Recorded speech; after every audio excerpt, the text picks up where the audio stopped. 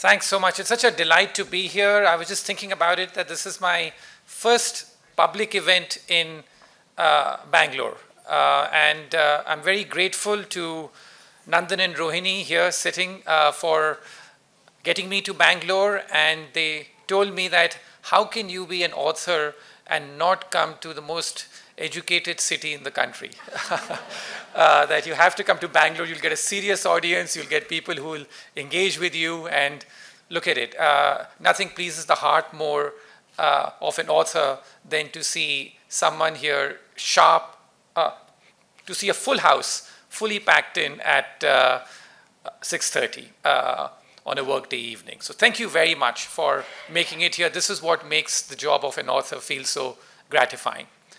As was said in the opening remarks, that my heart is really that of a writer. I was a bit fortunate, which is that in school, there were many people who were much brighter, more intelligent than I was, but I was just fortunate in one single way, which is that at a very early age, when I'd say in the 11th grade or so, I found a calling, and that was economics. I fell in love with economics for some reason as a subject. And after that, all I wanted to do was to study economics and financial markets, and this was back in the early 1990s, and it was very difficult to get access to this kind of information. I was living in Delhi. I'd just come back from Singapore for a few years when my father was posted, and then I started to sort of take a keen interest in economics, reading financial papers that I could get my hands on, listening to BBC at night to get the business report about what was happening around the world.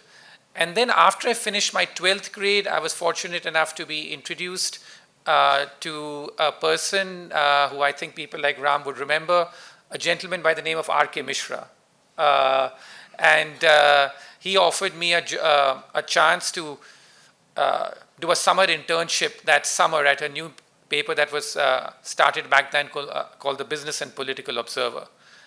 So I started writing for them, and this was 1991, summer of 91, and nobody else in the world of journalism was really interested in writing about what was happening in the rest of the world. India hadn't really opened up then, and the first maiden budget of Manmohan Singh was in July of 1991, which I had the privilege of witnessing from the speaker's gallery that year.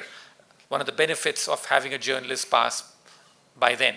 So then I decided, in terms of the fact that this is my calling, this is what I want to write about, and I began to write this column back then. And soon enough, the Economic Times, after a few months, was interested in publishing the same column. So then I moved on to the Economic Times, and I started to write for them. And really, it's in the last 33 years, it is something I can feel proud of, that I've never missed a month where I've not written a column or an op-ed for some newspaper in the world. So that's really been my true calling.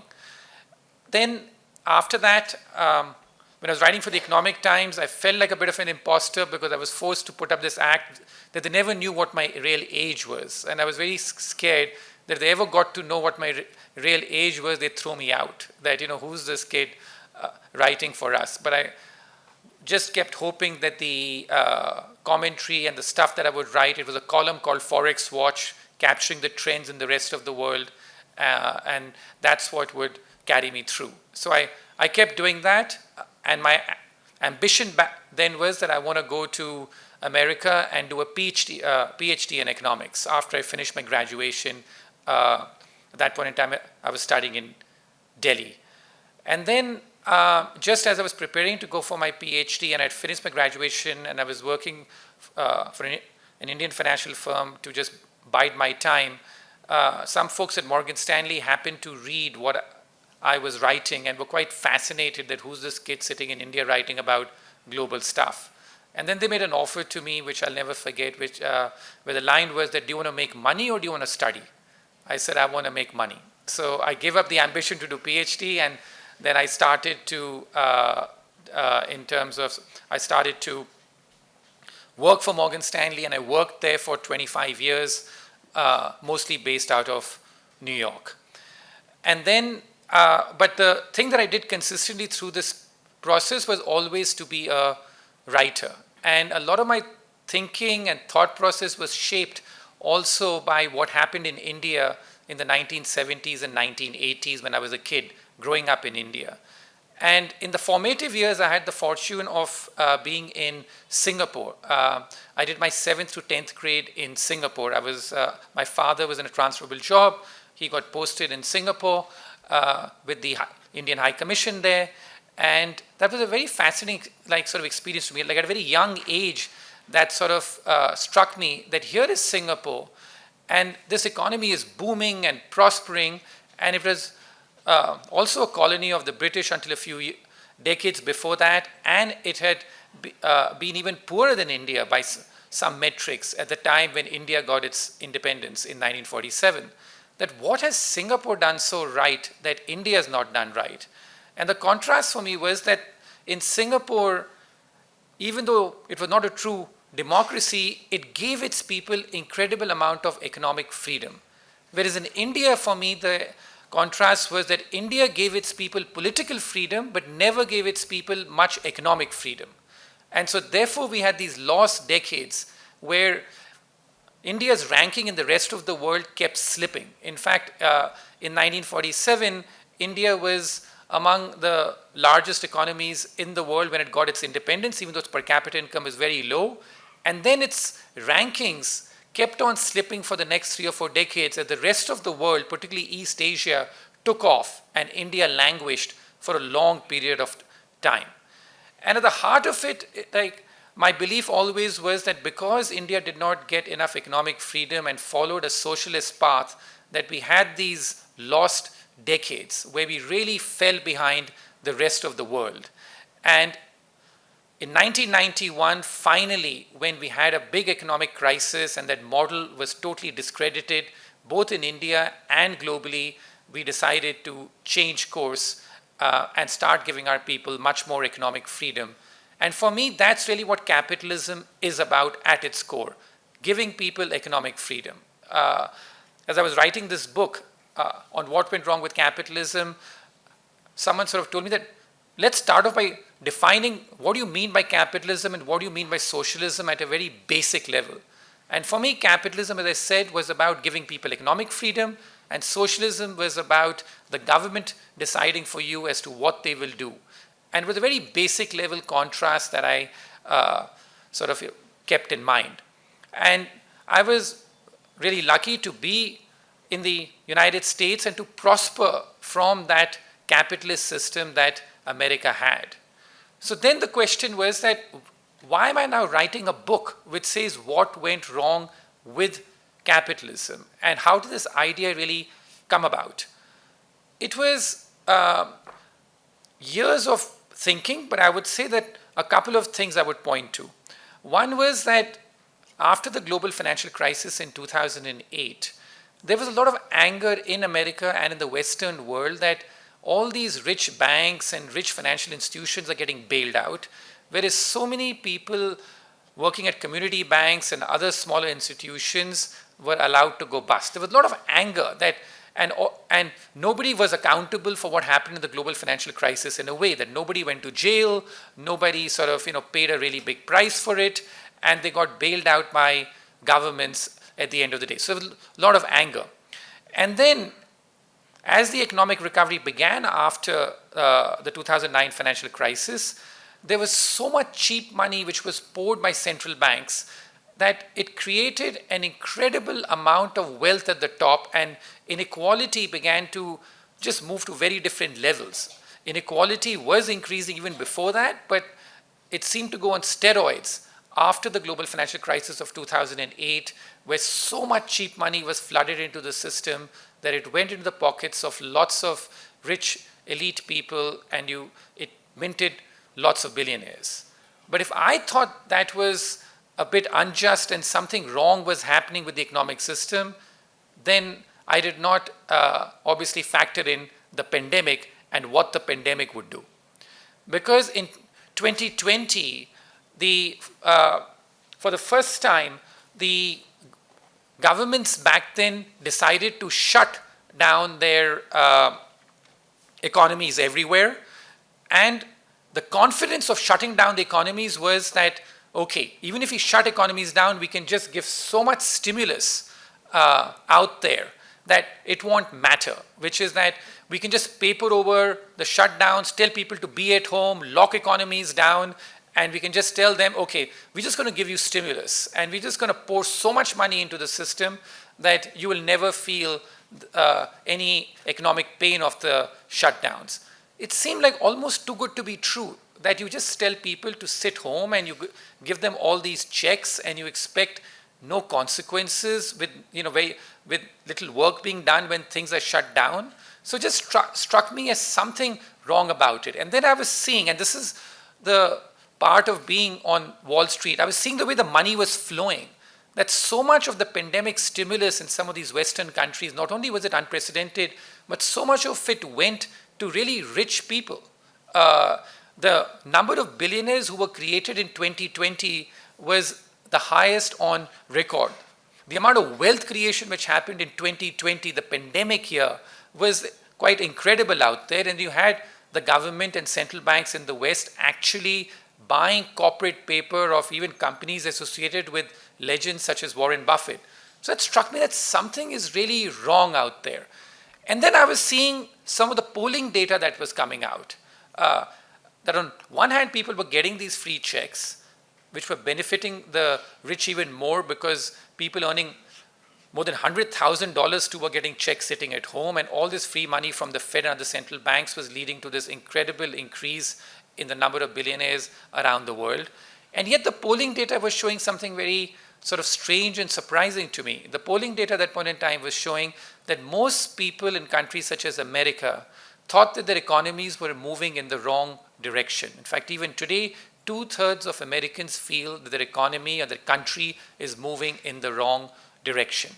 And possibly this was the most telling statistic as to why I began by telling you about the origin of my journey to the thought of writing this book.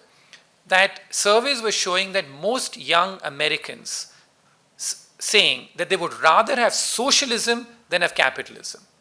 So here is the beacon of capitalism, the so-called land of the free, land of incredible opportunity, but here many young Americans saying they would rather have socialism than capitalism. And this sort of brought it back full circle to me, that really we grew up knowing what socialism was in India in the 1970s and even in the 1980s. And here in America, they have never really experienced what true socialism is, that they're yearning for socialism. What's the matter out here? And hence, this idea came to write this book. It's an examination of really why have people in the West become so disillusioned with their current economic system. As I argue in the book, it's a revisionist history. It begins with the origins of capitalism in America back in the 17th century, and then charts the course as to what happened to capitalism over the next 200 years until the 1920s, and then and how capitalism began to change after the Great Depression of the 1930s. So it's a revisionist history of what happens with capitalism, but the book is really a deep examination of why people have become so disillusioned with the current economic system, which they label as capitalism. And as again, in the opening remarks, as was said, that I was keen to examine, the fact that deep down, that what happened out here, that why do so many people feel that this is capitalism, but in effect, it is socialism for the rich? Why is that feeling so pervasive amongst many people? Why does the average American, and it's even worse in Europe, in places like France and stuff, why do these people feel that the system is not working for them? And as I argue in the book, that in my sort of examination, the conclusion I reach is that capitalism did not fail, it was ruined. What ruined capitalism? What ruined capitalism for me is that it came to be pro-big business, came to be pro-incumbent, whereas capitalism at its core should be pro-competition, should be pro-churn. There is something wrong with capitalism when a handful of companies keep on making supernormal profits as the current tech companies make. There's something wrong with capitalism when the rate of churn declines, when new entrants coming into the system decline, and the incumbents and the entrenched remain in place for a longer period of time. And why is this happening? And this is the discussion that I hope to sort of have here with Nandan, and hopefully they'll get you to read the book to examine as to what really happened out here, which is that you take the example of how distorted capitalism has become. A couple of examples out here. One, that a lot of people think of the 1980s as the start of some big free market revolution of Thatcher, Reagan, these people coming to power and stuff. And yet, in the middle of that so-called revolution, a couple of things happened which distorted capitalism quite significantly. In America, right up until the 1980s, there was no culture of bailing out private sector companies. It was not the government's job to bail out private sector companies, was the thinking in America. And then in 1984, you had the first major bailout of a financial institution, that of Continental Illinois. Once you had that bailout, after that, it set a precedent for all sorts of bailouts to happen. And each time there was even the whiff of a crisis, the bailout became bigger and bigger. With the savings and loans crisis in the late 1980s, the hedge fund LTCM crisis in 1998, obviously the 2008 global financial crisis, and then the pandemic, the size of the stimulus, the size of the bailouts became bigger and bigger. Now, when you are bailing out private sector companies, there are two major consequences of that. One, that by doing so, you keep alive a lot of deadwood in the system. You're not allowing a natural process of churn and companies to be destroyed and new ones to come. And by extension, you are slowing down the entry of new companies if you have so many deadwood companies which are there in the system today, with a combination of bailouts and a combination of throwing easy money at the system. So like a chapter I have in the book talks about the zombification of capitalism. What does this mean? The term zombie companies became popular in the 1990s in Japan. That's when a lot of easy money was thrown when the Japanese economy started to go bust to keep alive many companies. The American media at that point in time would write to say that, hey, Japan's doing this, we in America don't believe in this. The New York Times and all these newspapers would write about this. At that point in time, the number of zombie companies in America, which are defined as companies that have not made enough profit to even cover their interest payments for 3 years in a row. And so therefore, they're forced to keep going to the market to borrow. The number of such zombie companies in America was just 2% of the total number of listed companies in America. Today, by some independent measures, the number of zombie companies in America is 20% of the total number of companies in the country today. So it just tells you about what happens when you bail out, give easy money, and the so-called zombification of capitalism that follows. And the other thing which happened was in 1987, which is that the stock market crashed in October of 1987 by 20% in one day, memorable day. For the first time in the history of America, the central bank, led by Alan Greenspan back then, explicitly intervened to prop up the stock market. And since that day, that term came to be known as the Greenspan put, which is that the central banks from then on were seen to be institutions which would let you capitalize on gains, but on the downside, they were there to protect you. And so therefore, this asymmetry of risk took place, which now is defined as that you have, it's capitalism on the upside, but socialism on the downside, which is that the profits can be capitalized, but the risks are socialized. And that is what I think has led to major distortions on the system. So as they say about capitalism, that capitalism without bankruptcy is like Christianity without hell. You need a purging mechanism, you need a cleansing mechanism out there, and that creative, destructive fiber of the economy has been badly undermined and destroyed by these type of government interventions. In fact, the analogy I use in the book here is to say that in terms of that in America, they're facing a massive opiate crisis. And approach to economic management has become very similar to the approach to pain management now, which is at the slightest hint of any trouble, just administer the patient with opiates. So they become hooked to like opiates. And so that's why I think that that's the same approach that you have now to economic management as well. Slightest hint of trouble. 3 weeks ago, the stock market falls by 4-5%.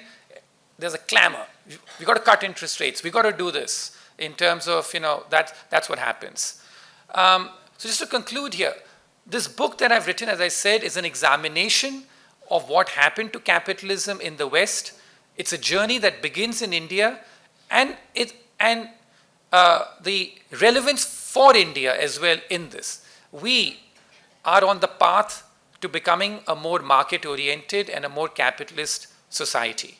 But we are far from being there. We are on that journey. What are the lessons that we can learn, which are right and wrong, from the way that West has approached its capitalist model? Where are we going right? Where are we going wrong in this approach? Is it right for India today to have billionaire wealth as a share of its economy at 26%, which is where we are today, the highest in the world of any major nation? Is it right for, are Indian policies also as much pro-big business, or are they truly pro-competition? What is the downside of having too much regulation in terms of it? Who does it really benefit? So these are some of the critical things that I've examined in the book. And one of my favorite chapters in the book is about where is capitalism still working? That if in America there's so much disillusionment with capitalism, which are the countries which can be held out as hope? Like, I speak extensively about a country that I love to visit, but also a country that happens to be the richest country in the world, and among the 5 happiest countries in the world, Switzerland. So what are they doing right? Why are people so happy and so rich at the same time out there? It's an examination of that, a journey of the rest of the world. But above all, as I say, the first step to a cure is to admit the problem. That you have an American presidential election now. There's a lot of focus on personality, not enough on policy. But whatever policy suggestions are given seem to suggest, both on the right and the left, that the answer to all the problems is even more government in terms of that. Now they're talking about price controls on one side. The other side just wants to cut taxes without any care for what that does to deficits or spending, or sort of engage in more tariffs. So in terms of what are the consequences of all this? And one thing which I've tried to do in America is to make sure that I get this book in the hands of some of these people who are likely to come to power in terms of that at least let's get some sort of understanding of what's the basic problem. Where are we going to draw the line on bailouts? Where are we going to draw the line on regulation? Who is all this benefiting? Who is all this hurting? So that's something which I've tried my best to do. But the overall message of the book is that capitalism is still the best model for progress, only if it were allowed to work. Thank you.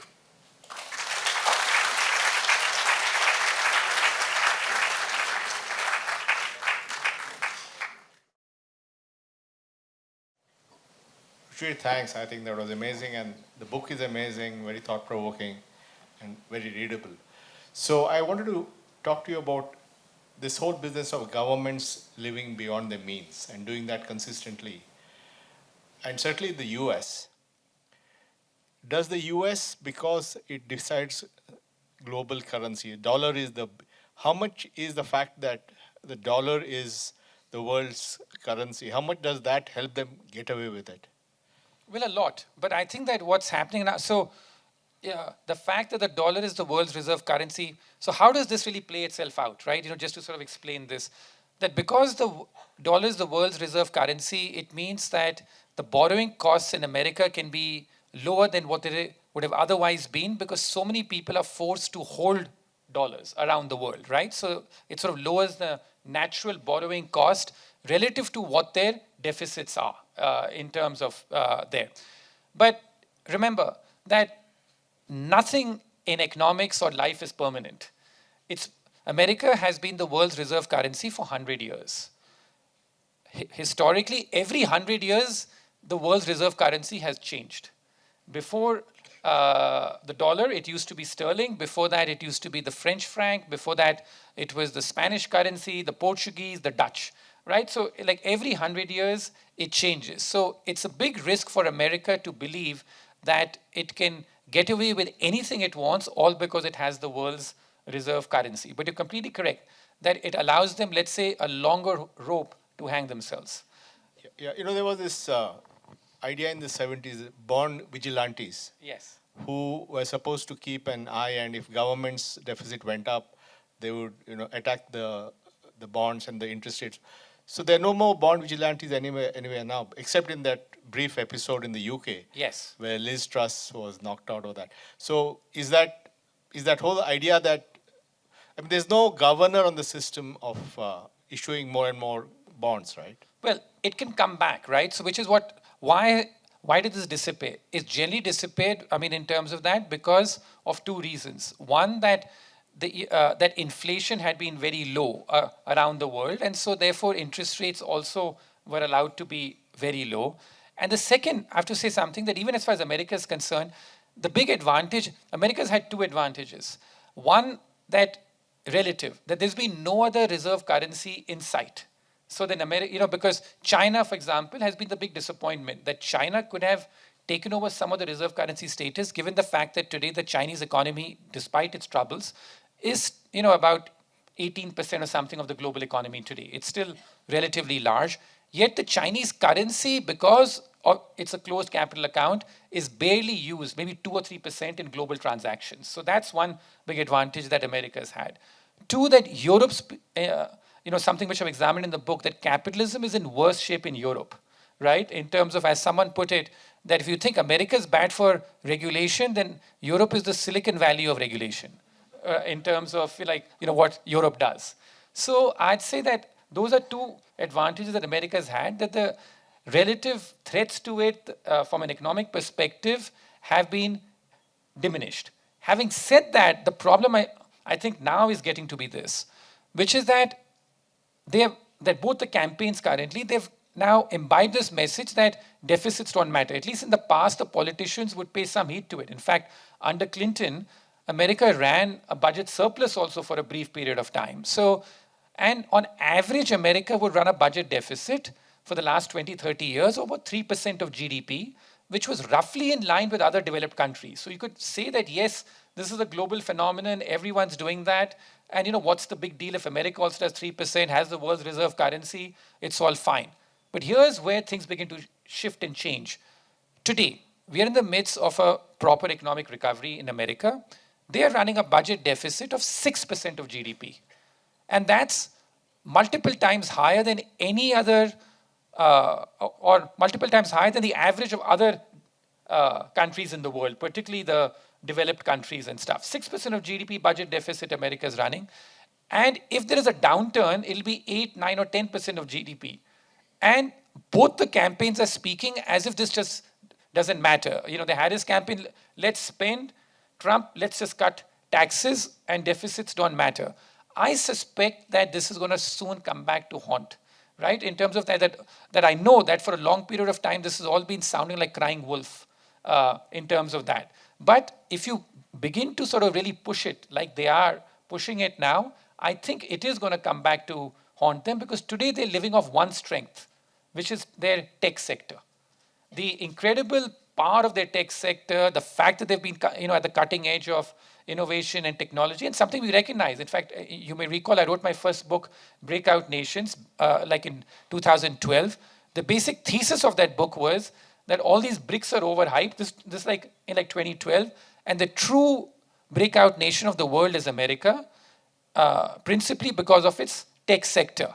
I wish I'd invested my career accordingly, but I didn't put my money where my mouth is. Yeah, I got stuck with emerging markets. But so the whole point here being, Nandan, that this is now like we have come full circle. They're really pushing it now.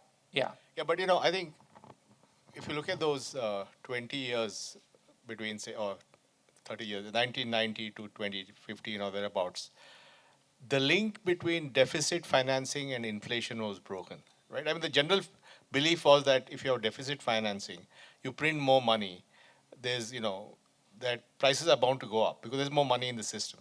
But prices didn't go up. And as you have pointed in the book, essentially globalization, which meant that first the opening up of Europe, Eastern Europe, and then China and Southeast Asia, suddenly flooded the world with labor, and therefore prices were low. And then, of course, globalization and supply chain and all that.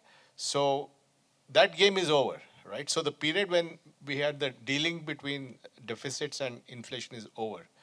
So now, is inflation back in a big way? Is it higher for longer, or what is it? I think so, but these things take a long period of time, right? Because even today we have deglobalization at one level, but you still have a lot of American people and other people moving away from China to other emerging markets, Vietnam's, Cambodia's, a bit of India, a bit of Indonesia and stuff like that. These are slow moving things. And remember, technology is still sort of acting as a big deflator of prices. And the other thing which we've seen today is that one thing which is keeping inflation, like a lid on inflation, is that the Chinese economy is like deflating. It's imploding. Literally, like in China today, you have negative inflation today in China. If you look at the GDP deflator and stuff, that is a very significant deflationary shock in terms of what's going on. But the point that I make in the book as well is that in a lot of this excess money which the Fed and the other central banks have been throwing out hasn't led to inflation because of globalization and because of technology. It has instead led to asset price inflation. That asset prices have gone up a lot, and that continues to be the case because, like in terms of property prices, stock prices, these have exploded, particularly in places like America, and it's become a source of major grievance. So do you think like in that America, central bank inflation targeting was a bad idea? well, I think it's an outdated idea because central bank inflation targeting was good and it's required when your main threat was consumer price inflation. But the fact that you're not taking into account asset price inflation, I think is something which is, and this has negative consequences. You say, okay, what's the problem if asset prices are going up? Today, if I were to say what's the leading symbol of what's gone wrong with capitalism in places like America, it's property prices. Like as I say in the book, that 20, 30 years ago, it would take 3 years for you to sort of make your down payment if you want to buy a new home. Today, it takes 18 to 19 years. There's a real affordability crisis in America today as far as like home prices are concerned. And it's because of regulation, supply has been totally constrained. Very hard to build. But on the demand side, you have so much money which is being poured in that you have all these private equity people, other people just accumulating homes consistently. And so this is a source of major frustration. Again, an examination that today, I think that nearly half of people in their 20s in America are forced to live with their parents, right? Whereas like a generation ago, about 20-25% of people in their 20s were forced to live with their parents. So it's become a real problem and a source of major angst in terms of having these very high property prices, and asset price inflation is something which has caused that. So the asset price inflation obviously benefits people already rich or people who have homes or Yes. art or whatever it is. And the same thing happened on the monopoly side, right? I mean, there was this whole thesis that as long as consumer welfare is fine, there's no need to have a monopoly thing. So Yes. the Borg thesis. Yes. And that again led to this. So both the inflation theory on the consumer price and the consumer welfare theory on, antitrust, both of them led to the same issues, these oligopolies and so on. Yes. Is that what you found Absolutely. So like in the chapter like on oligopolies, I've argued that it's, there's a common sort of argument that the reason why these tech companies have become so big, and something that you can sort of dispute, I guess, is the fact that it's because of the fact that, there's a strong network effect, right? As I show in the book, that it's not because of a network effect, because across industries, you have 2 or 3 companies which are becoming more and more dominant across industries. So it's not just technology. Even in very domestic-oriented industries, you have like whether it's beer producers, coffin producers, you have 2 or 3 dominant players happening in each sector. So you have an oligopoly problem that's taking place across various sectors in places like America. And the reason why I argue that's happening is because of the government effect, not the network effect. How does this happen? For example, in America, in the last 20 years, they've been on a regulatory overdrive. They've implemented 3,000 new regulations a year, like in America. How many regulations have they withdrawn over the last 20 years? 20 in total. Right? So you have 3,000 new regulations you keep dumping into the system, and you've withdrawn 20 regulations in total. What are the consequences of this? Who does regulation benefit? So, like I know it. If you're setting up a fund in America today, the cost of doing that has gone up 10 times over the last 20 years. So it's become very hard for a small to mid-sized person to survive. But, because the big firms have the financial muscle to deal with all this regulatory stuff. So they can deal with it. But for the small person, the break-even is much higher. And the second thing, as we know, that all the top lobbyists today in Washington are all the big firms, and so they have much greater regulatory capture. So regulation, by definition, is pro-incumbent and tends to be pro-big business in terms of that. I think this is a fundamental message which has not been understood in terms of, like when you devise policy. And so that's one of the big distortions that's been caused by capitalism. It's about oligopolies. And it's a very distressing situation. In so many American towns today that I go to, the employer is one company, right? Because they have such a domination in that, what in economic terms is called monopsonies. It's so difficult now, like it feels so oppressive to have one company be the sole employer in any small town in terms of, where's your negotiating power then when that doesn't happen? And you have great corporate inequality that if you happen to work for one of the large firms, you end up earning multiple times what you do than if you work for a mid-sized firm in the same sector. So I think that these are all problems because capitalism at its core is supposed to be pro-competition. It's not supposed to be pro-big business. And I think that this is one of the big fault lines that is coming through as a result of such policy interventions, with regulation being at the top of the heap. But I think one aspect, of course, regulation favors the big guys because they can hire lawyers and so on. But I think the other thing which has happened in the US is this NIMBYism, not in my backyard. And therefore, it's impossible to do anything. Yes. 100 years back, New York built all these great bridges, Triborough Bridge, Brooklyn Bridge, and they built them in a matter of years. Today, they can't even do a payment properly because to do the payment, you have to get 20 approvals. And somebody says, I don't want that payment to be improved. So he puts a... So how do you deal with this? This is the other part of this, right? The one is the big company stuff and the other is the NIMBYism. Yeah, so you need someone like to smash that, right? Which is the fact that to explain to people that, hey, this is what the results are. This is why you have a dysfunction of capitalism. So as I said, the first step to a cure is to admit what the problem is. So this recognition that... Today in America, someone, like at a leading private equity firm, ironically gave me a statistic that the number of new homes being built in America today is the same as it was in the 1950s.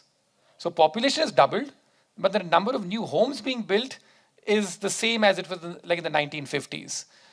There's an affordability crisis in America because of very high prices, that we have the worst affordability in America since the early 1980s in terms of when interest rates were 10, 12% and stuff like that. So these are the negative consequences of it. And so my basic take also in the book is that, can we call this system true capitalism? Is this what the founders had in mind?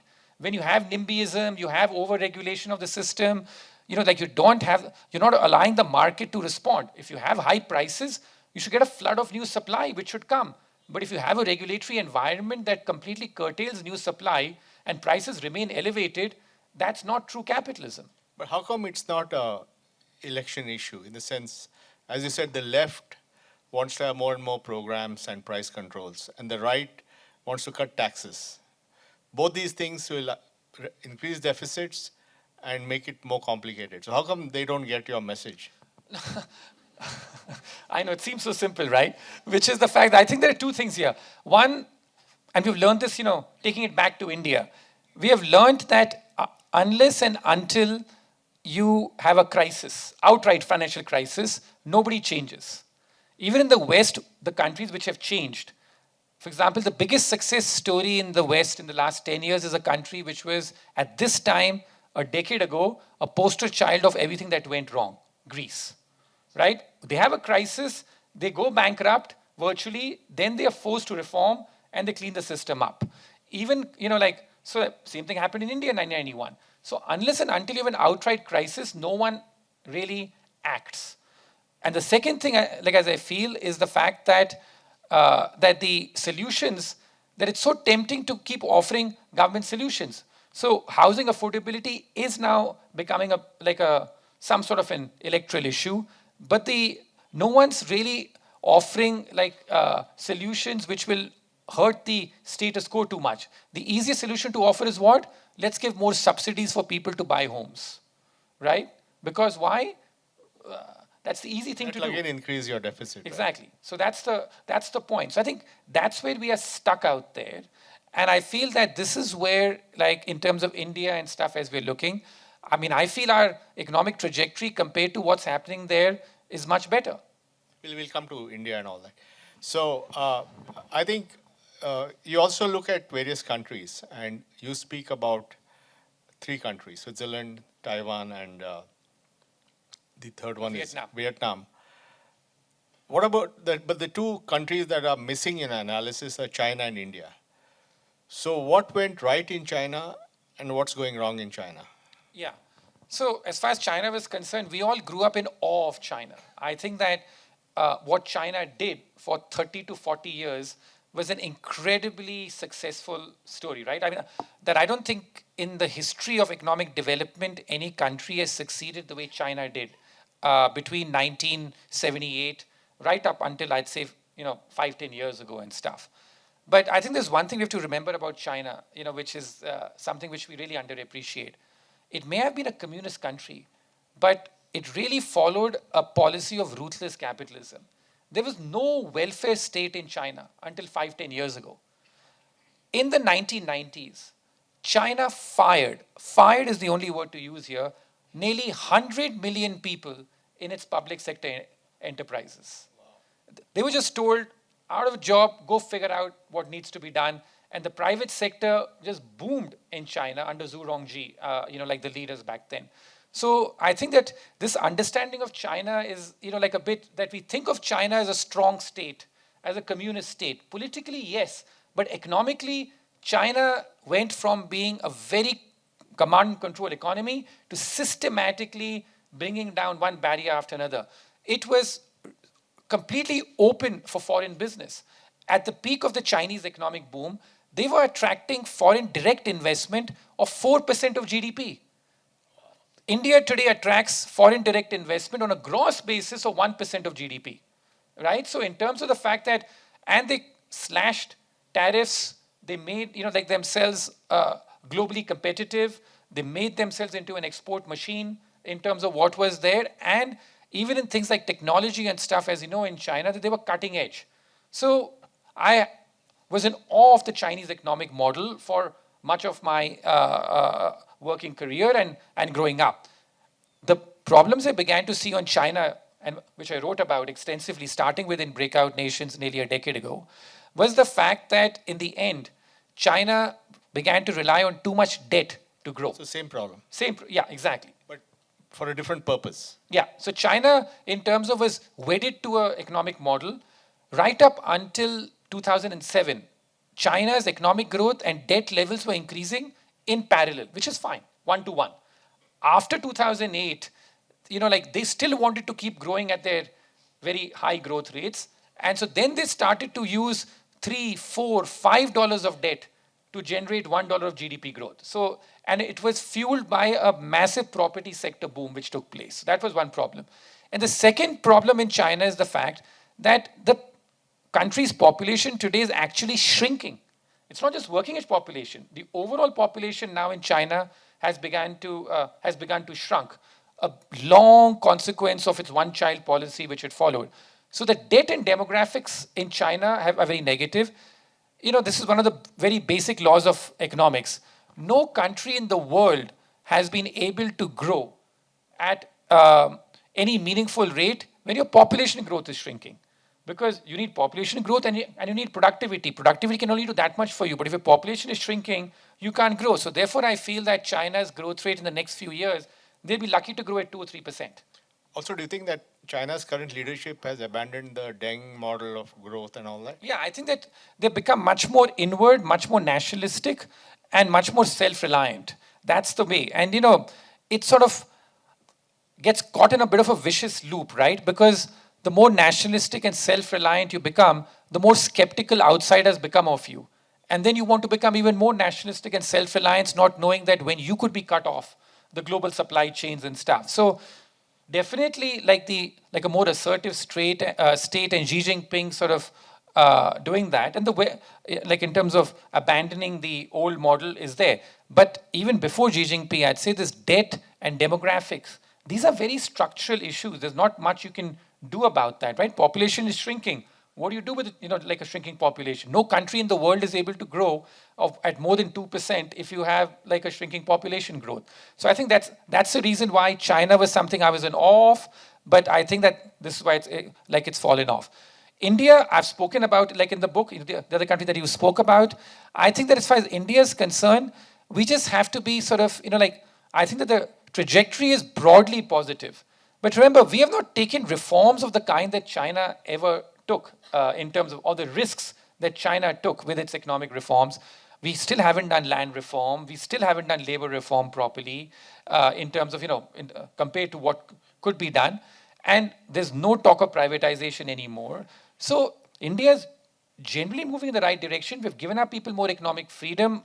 I think that, I feel, quite positive. But I'm also a bit wary of this, when we get into too much of a self-congratulatory mode and stuff. The reason we're growing very rapidly today, a major reason, is that a per capita income is $3,000. And from that base, it is relatively easier to grow compared to the fact that if your base is $20,000 or $30,000, much harder to grow. So therefore, I've not cited them as leading examples. And in India's case, where, as you well know, that the state here, this book is a lot about, the reason I've chosen Switzerland, Taiwan, and Vietnam in particular, is to show that these countries have a very effective state, which is what the West doesn't have. You have France at one extreme. France today, government spending as a share of GDP is 60%, 60. Now, is that a capitalist country, or it's the second highest share of GDP after North Korea in terms of government spending, right? This is France for you in terms of that. And then you have like Taiwan, which I've like in the book that I've cited. In Taiwan, government spending as a share of GDP is 20%. And it was lauded as being this great model in the pandemic of a very efficient tech sector and very efficient state, which handled the pandemic well. So I've cited Taiwan as an example that you don't have to throw money at the problem endlessly. With the help of technology and having an efficient state, you can get much better results. So one of the things I've spoken about in the fixes chapter of the book at the end is like the fact that we have to think about how do you design a state for the 21st century.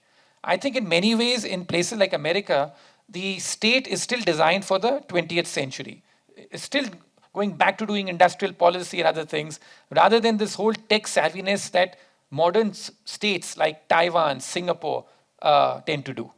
So before we wrap up this part, is this ever going to get solved, or unless only if there's a crisis? I think that unfortunately, this is the message, that a big course correction in any country happens only once you get a crisis. Once you get a crisis, that's when you begin to get change, you begin to get some, meaningful reform which takes place. So I think that it's only when the government truly runs out of money that you begin to get change. But in the book, what I've tried to do, Nandan, is to show that this crisis is already happening in an insidious way. There's the apparent crisis, which is the government runs out of money, you get a fiscal crisis, you get a financial crisis, and then the government, stops these spendthrift ways. But the crisis we're seeing is that a question which I try to answer in the book is the productivity paradox. Why is it in the Western world today, including in America, is productivity growth falling or relatively low at a time when in the midst of this incredible tech revolution? And as I argue that the only answer I can find to that is that all these series of government interventions have undermined productivity growth, have destroyed the creative, destructive fiber of the economy, or at least undermined it. Now, it's not all, as I said, these are shades of gray. there's a lot of strengths that America still has to offer. So because of its tech sector, because of still the fact that it's got a system which works. There's a slogan that I cite in the book that for all people who criticize America, I remember seeing this placard somewhere, where, in some country, I think it was Poland, where they were protesting about American occupation of the troops or something in Iraq. And they said, Yankees go home, but take me with you, right? So the fact is that all said and done, it's still a great place and system to go.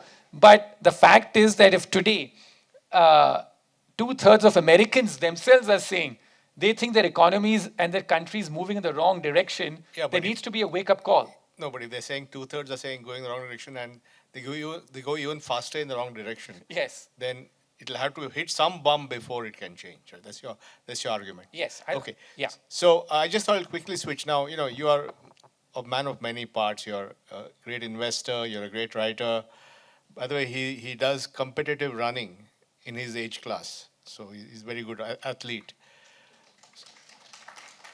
But there's another part of you which I don't know how many people know, that you're an election junkie. And that for the last 25 years, you've taken this bunch of people, mostly journalists, and Rohini, I had the pleasure of joining you on one of those 17 years back, called the limousine liberals. Who called it that? I didn't. You didn't call, but people call you the limousine liberals because they went in those days, fancy cars, now they go in not so fancy cars, I think. So anyway, these guys go on this thing, and you've been doing that for 25 years, right? Yes. And the last one you did, tell us more about the last one, because you did that in the last election. You went for it. Explain how grueling your schedule is. Yeah, for all those people who think we're limousine liberals, should know as to the kind of towns that we go stay in. Places like Betia and, all these kind of places in Bihar or UP and stuff. But the last election trip we did, so, as Nandan mentioned, this is like about 20 of us. It's a group I created back in 1998 at the national election, because I may do all my global travels and stuff, but my heart lies in India. And that 1 week I spend every year, at least 1 week, to go and travel in India is my happiest week of the year, literally. And so that journey continues since then. And so we did our 31st election trip this early May in terms of that. And this time we took a very interesting route. We started near the eastern coast of Vijayawada. And over 8 days, we drove 2,000 kilometers to Mumbai. It was early May, and the average temperatures were 40 degrees plus every day. And I'm like, that's fine, that's life. So we did that, and credit to some people in our group, because some are well in their 70s, and they went through this. But it was a fascinating journey, which is that because we were able to crisscross 4 states, mainly Andhra Pradesh, Telangana, we even touched Karnataka, and then we ended up in Bombay at the end of it, on these 2,000 kilometers that we did. And it was very fascinating for me, because I came into that campaign with all this narrative that democracy in India is under threat. It's becoming a majoritarian country. It's become very one-sided and stuff like that. And then at the end as we went through that trip, I came away with so much hope that Indian democracy is truly alive and kicking. And I mustered the guts to write a piece, which you will remember. So you wrote an article, and I think I just met, called Modi's Missing Wave, or something like that, in the Financial Times on May 20th. That was 2 weeks before the results.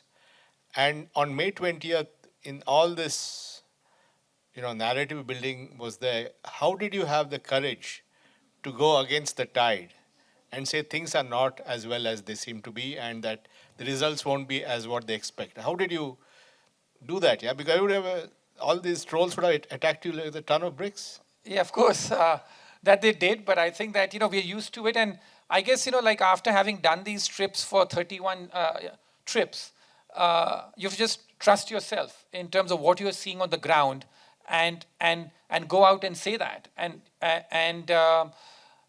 So I think that's what we did, because we traveled across these states, and I kept hearing this sort of refrain from many people, which, like in Hindi, as they would say, कि ये बहुत एक तरफा हो गया है, which is this entire feeling that this has become too one-sided.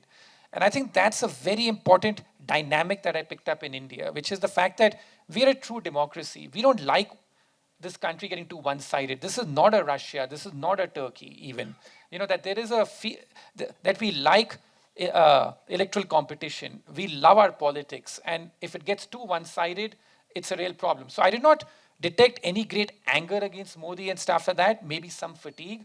But it was a feeling that we need to prop up the opposition. It's almost the people wanted to prop up the opposition in different places, saying that, we want some sort of balance to be restored out here. In places like UP and stuff, also, in terms of like we got the same message from. So I think that we are at the core of a truly democratic country, and that spirit is what spoke to me in different places. And like in rural areas and stuff, because like the India that we live in, the urban areas, sometimes like I feel can almost be like very dystopian in some way. This entire fear was there in the capital cities and stuff, that you can't say anything against the government. Your phone may be tapped. You don't know what's going to happen and stuff. And like it was there. And then you go to Aadhaar may have something to say about that. and then you go to the rural areas in India, and you find like in the rural areas that people are just open to having like such a discourse. There's no such fear which exists out there. And even some of this entire talk about like polarization and stuff, like you travel in some of these areas and you find that no, that the social fabric of India is very much intact. So I came away with a very optimistic message.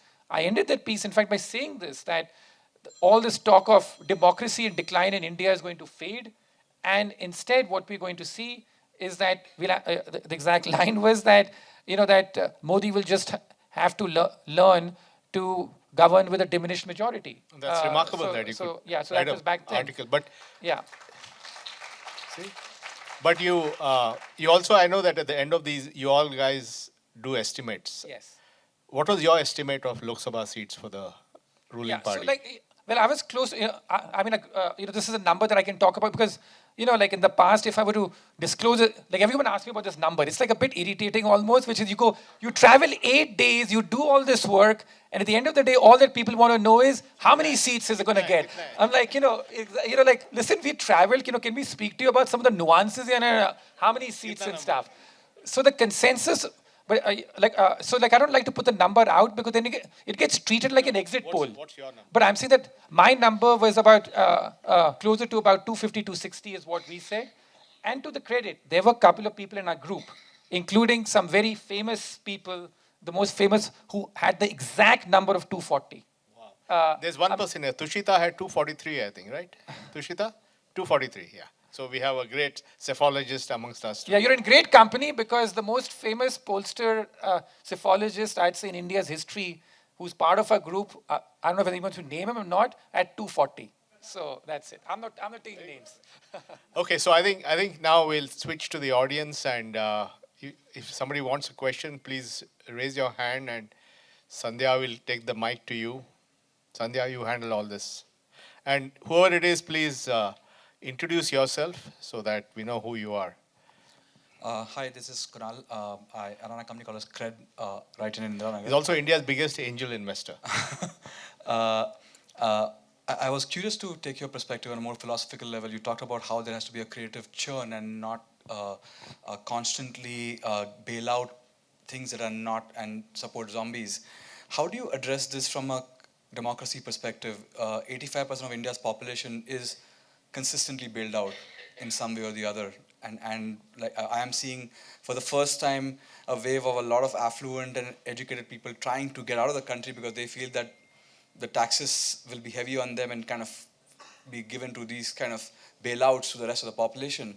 How do you manage these things? Because they are similar problems in some ways. Yeah, but I'd say in terms of that, it is the job of our leaders to sort of internalize and explain about what exactly that. Now, I have a slightly different take on this, which is the fact that every country needs a welfare state. I'm all for it. Now, I mean, in terms of that, but and especially if you're working in a democratic setup.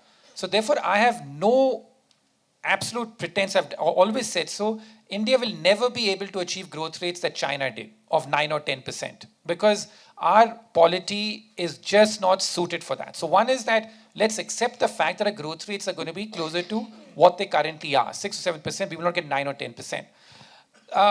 To this government's credit, one thing that I will give it some, because my politics and my economics tend to be a bit different. I think, as has been pointed out, and as is apparent, that to the government's credit, they have shifted the balance a bit, which is that under the UPA 2, there was far too much focus on just doles and like populism and very little on building infrastructure out there. And we suffered as a consequence of it, which is that you had massive inflation that took place. Under the current government, at least they have shifted the balance back in terms of the fact that, yes, there are, like the welfare state keeps on expanding, but the pace has slowed down and the amount being spent on infrastructure has increased significantly. So that's one thing which is happening. This thing of people leaving the country, you're right, a part of it has to do with taxes, but I also feel that it's that, and this is where the government's shortcoming has been, it's been very focused on the macroeconomic management, not enough on the micro. It's still a very and you should know this, in many industries, it's a very difficult country to do business in. And the weaponization of the investigative agencies is something I've spoken about, is that the fact that the tax authorities, the investigative authorities. It's called ICE. ICE, as we've discussed, exactly. Like in terms of that, they've got so much power now in terms of what they can do, which may have been done under the guise of corruption or for targeting political, like rivals. But it's being misused in such a broad way now that it's become quite harassing for the average person to do that. So I don't think that I would blame doles and other things for it. Yeah, in terms of the fact that why should we be having tax rates that are so high compared to East Asia is something which baffles me, and I don't think it's fair. But having said that, I'd say the bigger reason that I see for some of that is just that the daily grind and this constant fear of what can happen to you at the hands of these agencies and like on a daily basis, particularly if you have, if you're in the spotlight with some success. I think that's a much bigger reason for this movement, this exodus, which in fact in 2018, I had first pointed out that, why are so many millionaires leaving India? Anil Jain here. This issue of change happening only when there is a crisis, it's understandable because there are so many vested interests. If you try to make a change when there is no crisis, then you don't get support from one group or the other. And secondly, I'd like to know what your thoughts are on that. And secondly, don't you think that in India, the legal system and of course the education system need drastic reform? As I said, the list of what India needs to reform is very huge, right? So, like in terms of education reform, etc. Again, like the private sector keeps, I like offering solutions. Like in terms of, I see what's happening on the education, the learning side, right? Like we travel, the public, like hospitals, the public government schools, where teacher absenteeism is such a big deal. All that are big issues, but the private sector is offering solutions in these sectors. It's expensive, but like the solutions are coming. And so what you're saying, I think, is very simple for me to answer, is that yes, vested interest is a big deal as to why you don't get change, you don't get reform. Like as I said, that in the West as well, if you look at it, it's in the interest of the tech companies to keep arguing that all this, that we are seeing is, for the greater good, in terms of that only we have the capital to spend on AI, only we have the resources to sort of invest in any of that. So that's like in the greater good. And, as I said, that the lobbyists are, the top 10 lobbyists in Washington are mostly the big tech companies. So yes, it's very hard to get change when those are the people in power. Yeah, my name is Rangaraj. I run an IoT startup. And the question really was that post-Russia-Ukraine war, with the SWIFT being cut off and Russia being cut off from the World Economic One, and then the growing of the BRIC, equivalent of alternate parallel system for the dollar kind of thing, do you see that potentially gaining momentum? And is there a kind of a Europe and US versus the rest of the world or the global south, so to speak. What are your takes on Yeah. that? So I've said this, and I know that it's not quite played out as yet, but the US decision and the way they impose sanctions on Russia by weaponizing their currency will go down in history as one of the biggest geopolitical mistakes of all time. Because that really sent a shock wave across many governments, uh, saying that if this can happen to Russia, because remember, like the dollar sort of being used was seen as a neutral currency, like until then. But the dollar being used for that purpose, for imposing sanctions after that thing, like in terms of will come back to bite America, because these things take a long time to happen. Like one thing which central banks are doing around the world, the single biggest reason the price of gold is where it is today is because they're buying much more of gold. Because like no other currencies, there is an alternative, so they're buying much more of gold out there, and the gold is going up and gaining share at the expense of the dollar. If you look at the global foreign exchange reserve share of many countries around the world. So I think that is a mistake, but it takes a while for this to play itself out as far as that's concerned. And your second question was to do with the... Yeah. Yeah, no, I mean, in terms of, I think that, like it's become much more fragmented that way, which is that I think that China is building its own sort of alliances around the world and stuff like that. But even the differences between US and Europe are, like there are significant differences on many issues. I think that where they are increasingly united is on China. But outside of China, I think there are significant differences which exist out there as well. And even within Europe, there are significant differences. So I'd say that China has become the common enemy for, in that narrative. But beyond that, I still feel there's a lot of fragmentation and differences which exist. Hello, sir. This is Mandara, research scholar from Christ University. So I wanted to know, though India is not completely capitalistic, there is a general feeling that government is leaning towards few big businesses. So how do you see this situation in India? And capitalism has got its own cycle. So some of the developing countries like India, without understanding what capitalism is, how it comes into picture, is there a tendency to catch these negative traits that you mentioned, the downside of capitalism? Do you think developing countries might catch those traits? I think that's a great question, because I feel that is an absolute risk, right? Which is the fact that, and I do feel like in India too, I've said so, that yes, there is a tendency for the government to listen to big business more, and it's not as pro-competition as I'd like it to be.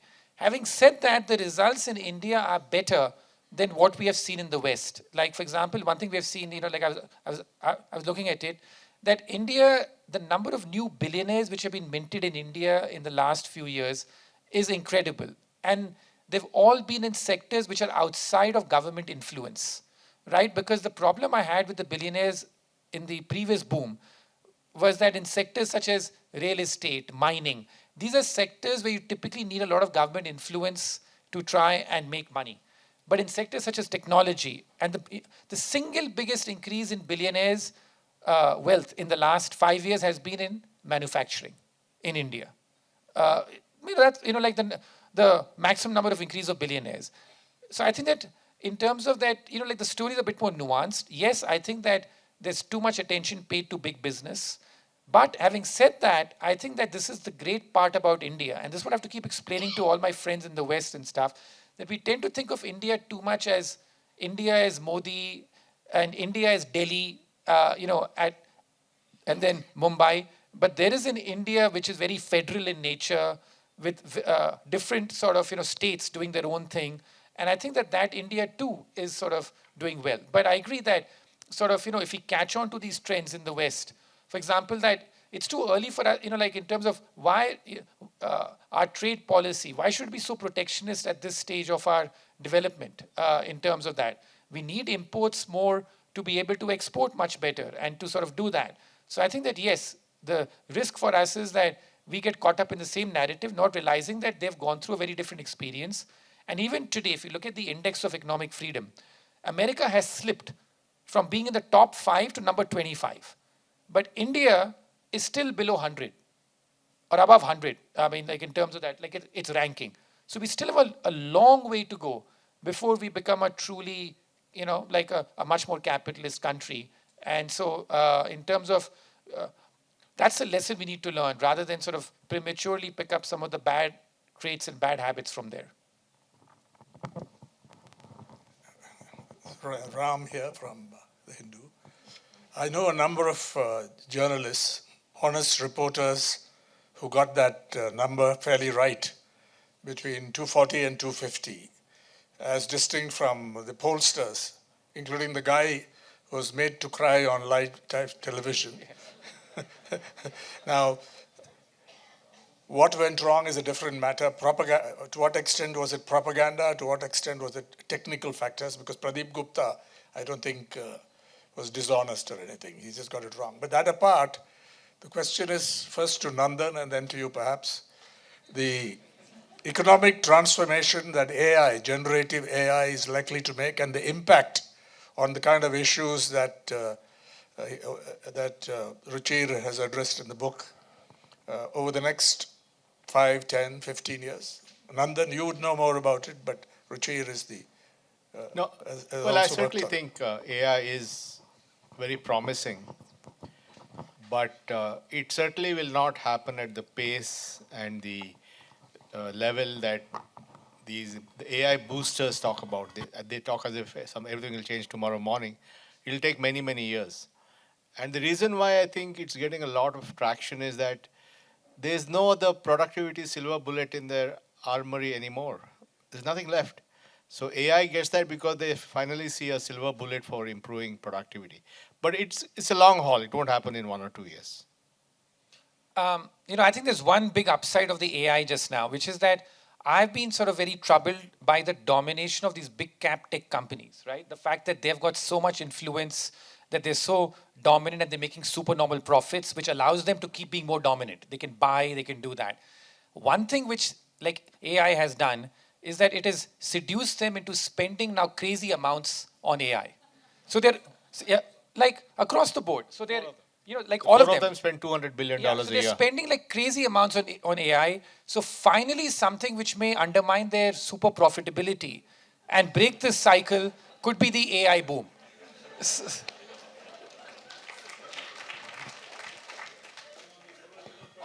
Sorry? Sorry? Yes.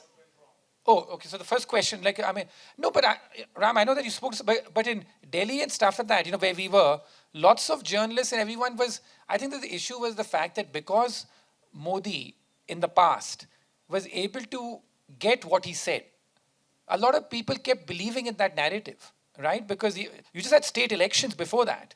And the state elections, he outperformed like expectations and he sort of showed to the world that, listen, if I want to win these states, if I campaign, I'll be able to do it. So I think a lot of people genuinely believed in the fact that it was there. And the polls getting it wrong, I think there was some fear factor as well, right? In terms of the fact that I think it was a bit of the opposite of I was thinking about it, like in the 2016 polls as well.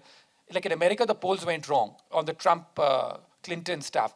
I think there were some people that maybe that they were embarrassed to admit that they're voting for Trump back then. I think there were enough people who I know, and even in my circle, who were embarrassed to admit that they're voting Congress almost, right? So, but they wanted some opposition to what was going on. So I think that that some of that may have been sort of not properly factored in. But I think the propaganda played a huge role, that the Modi government sort of believing and also being able to project that image that whatever they say, they'll be able to get. Yeah. Hi, Ruchir. My name is Shishir. Hi. Sorry.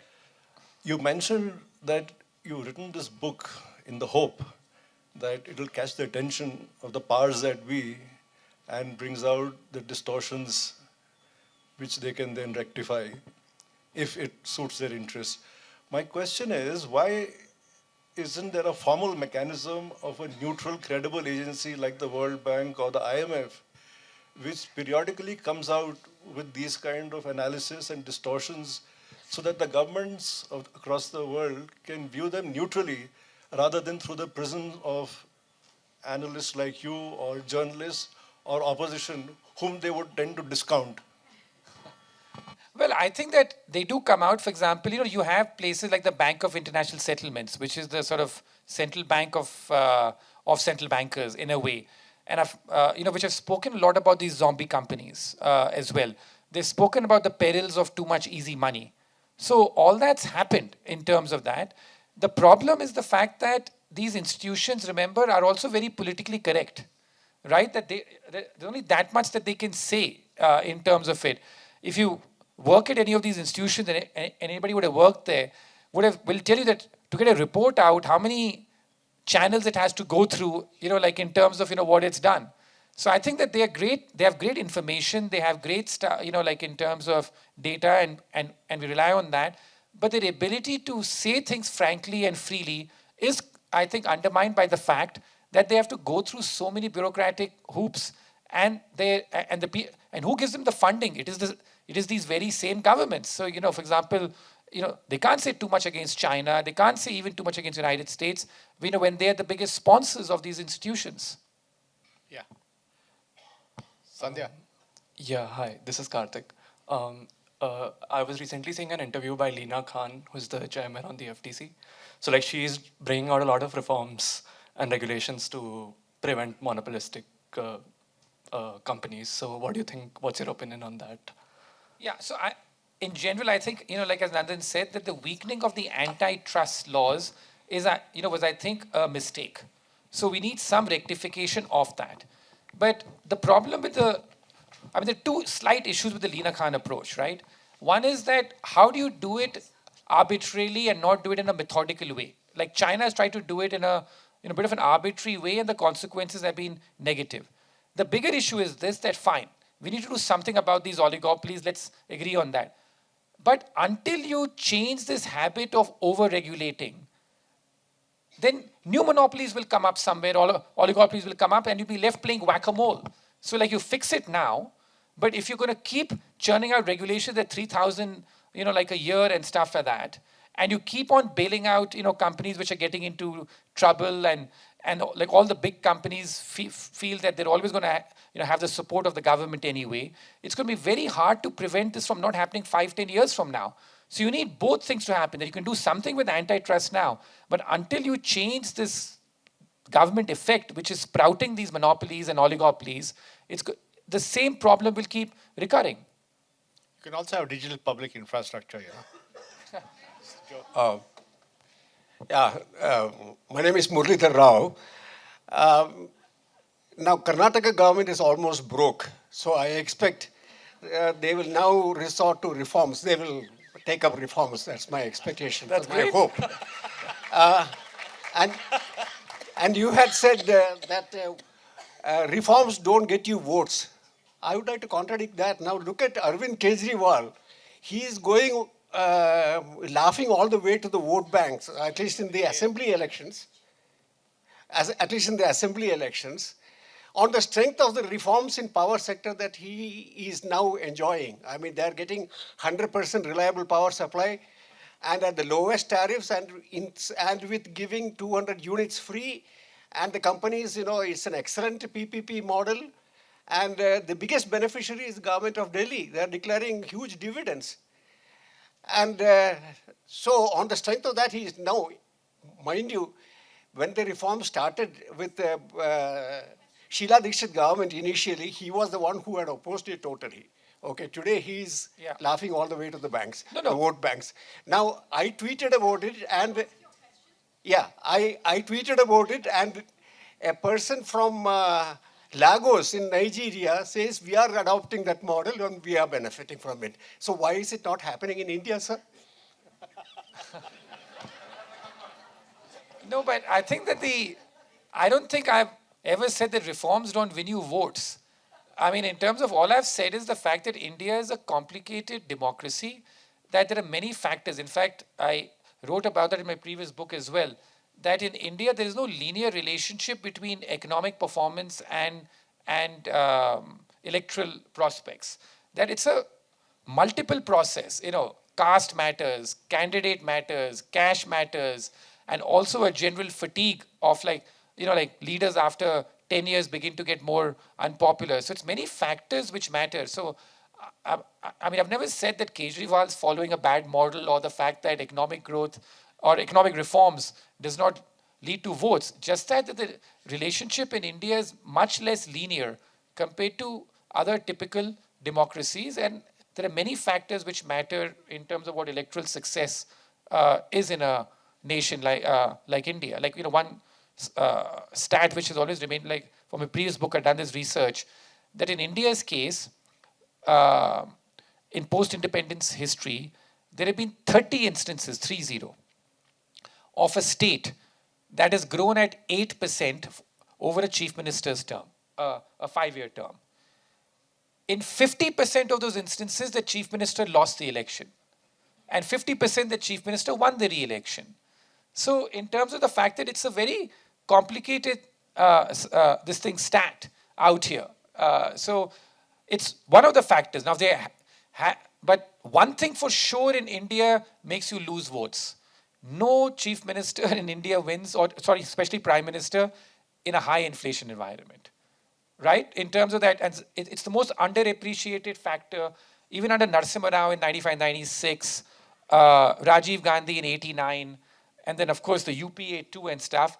High inflation played a major role, I think, in those defeats, apart from the other factors. So high inflation makes you lose elections, for sure. High economic growth, 50-50. Manish. Hi, Ruchir. Why do you think America went soft in the 80s? Was it because they became rich? Were they won the Cold War? Wokeism? I don't know. And you said nobody went to jail in 2008. I mean, stupidity isn't illegal, right? Yeah. So why should somebody go to jail for that? No, sure. So, I mean, in terms of, now, different countries have different things. By jail, I may be exaggerating. All I mean to say was the fact that, like in places like Brazil and all, you have laws. They can argue it's too extreme, where people working in the financial sector are also personally liable for mistakes they make. So my issue was the fact that the accountability was not seen to be great in terms of the commensurate with the kind of bailouts that happened at that point in time, is how the public perception is. Because you had so many community banks and all which were also failing. So I think it's a question of how the public perceived it. This is not my feeling, it's the feeling of the average American, which is the fact that why on earth, in terms of that we were not given greater bailouts and these guys were bailed out. And after that, you have this massive stock market boom which begins. So I think it's the feeling of the average American. It's not my personal feeling. The second thing is about, the fact that, as I said, that capitalism really, so if you look at the history of capitalism and, I don't want to give the book away too much here. I hope you're going to still buy it after this talk. Rather say, okay, we have heard it all here. But the history of capitalism, as I say in the book, is this, that for the first 200 years of capitalism, right up until the 1920s, government spending as a share of GDP, for example, in America, was about 3%. The job of the government was seen to be, you deliver the mail and you do some defense for us. And every time there was a crisis in America, the approach was that it'll resolve itself. And I think that this is a very important little detail that is forgotten. There was a mini Great Depression in America in 1920. And at that point in time, they decided back then that we will not intervene. And the depression passed, and it set the stage for the roaring 1920s. Massive productivity boom, huge economic growth in the 1920s. Then when any boom gets excessive and you get a bubble. Then when the bubble started to burst in 1929, the initial approach of the government back then was liquidate, liquidate, liquidate. Let it burst. Because they were remembering what happened in 1920. That it burst and then you sort of allow a new economic cycle to begin. Instead, a strength taken too far becomes a weakness. You ended up getting a big depression out then. And then the approach of government started to change. Then you had the New Deal. And every decade, as I document in the book, you got newer and newer steps that took place. So 1980s was not a sudden turn. It was a continuum. Why I pick on the 1980s is because among many people, the 1980s is seen as the start of some free market revolution, right? In terms of it, which was true in China, in places like India and stuff. But in America's case, I make the point, yes, there was some free market stuff happening, financial sector deregulation, greater trade, globalization, regulation. But on the government's involvement in the economy, there was no retreat. That's the basic point I'm trying to make. That was a continuum. Okay, last two questions. Sandhya, please decide. Hi, my name is Ashwini. Is US heading for a recession? I mean, I wish I knew that. But I'd say that, I mean, what I feel about the US is the fact that its economic growth in the last 2 or 3 years has been massively artificially stimulated. In fact, I refer to the US as an overstimulated superpower. Its growth has been massively stimulated because of the incredible amount of stimulus that it's done. And it's already showing first signs now of that stimulus is beginning to wear off. And so growth is bound to slow down. Whether it leads to an outright recession, I just don't feel confident in being able to predict. But the prediction I am willing to make is that US economic growth is peaked, it's likely to slow down, and as the Fed cuts interest rates, it's likely to lead to much greater capital flows to come to emerging markets.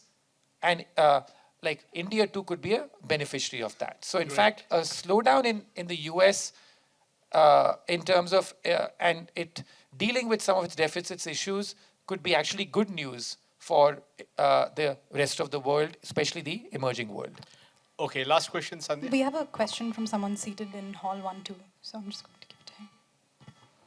Yeah, the advent of katakat economics or the freebies is here, right, across both parties. I mean, it's very evident now. And Modi 3.0 is more welfarist than reformist, right? How do you see this impact us as a country from important economic metrics such as inflation, unemployment, productivity going forward? Well, firstly, as I said, that I've not seen a big shift in that as yet, right? And remember, what the opposition says when they're in opposition and what they do when they're in power is very different. So in terms of the fact that like even the Modi government and stuff, like they presented the budget and stuff, it was, had some irritants for taxpayers, I know, and we've all heard a lot about that. But I don't think there's been any major shift in terms of, that they've gone for some massive populism and that's what they're doing. I didn't see any big shift in there. So I'm not sure I'm in sync with the analysis, and that India is now headed down this path of just giving populist freebies and stuff like that. It's an issue that state governments have always done as well in the past. But generally, they've, I've not seen too much fiscal irresponsibility at a state level either.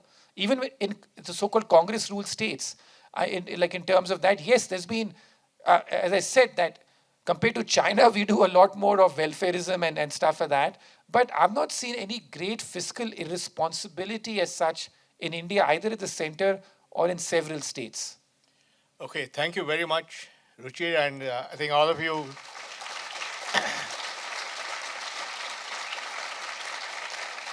I think we learned a great deal, and thanks for everything you're doing. Thank you. Thanks. And I'll see you.